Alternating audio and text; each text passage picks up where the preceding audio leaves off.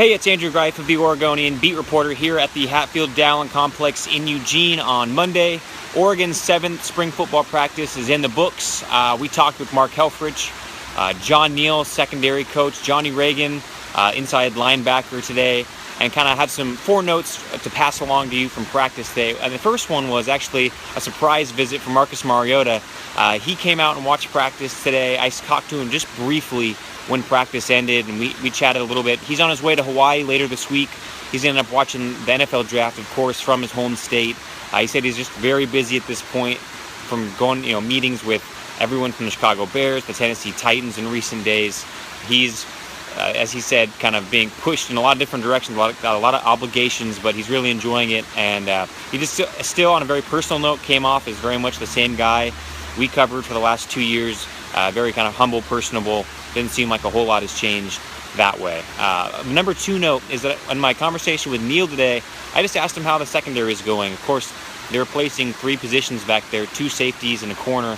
And he said one guy in the running for a corner job is Arion Springs, and he tabbed Springs as maybe the most improved guy in that secondary unit all spring.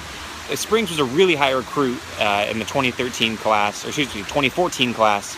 He played as a true freshman in several games, but just didn't really have a huge impact on the field. That was reserved for Chris Cisse as a redshirt freshman. He said that Springs has basically improved everywhere, from coverage to tackling. He's a very confident player, and maybe he can get a little more under his belt now, kind of knowledge base with the playbook. Maybe that's helping him as well.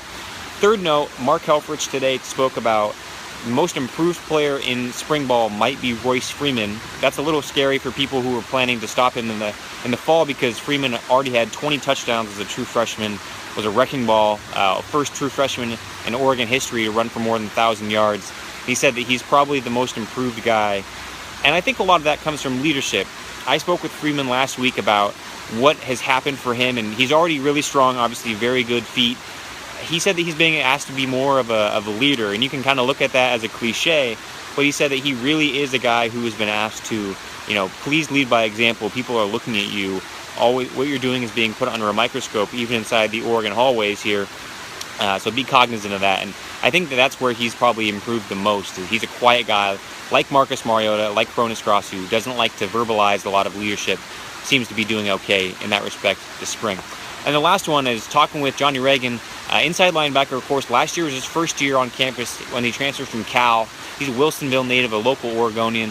And what he's dealing with, he said, is a wrist injury that he suffered against Wyoming early in September last year. That's still not quite healthy.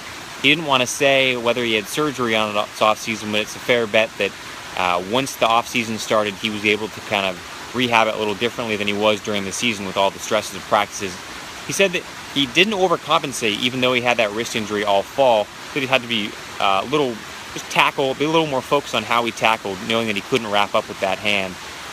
But he said that he should be, if all goes well, fully healthy to take off the bandages and the pretty heavy padding around that wrist by fall camp.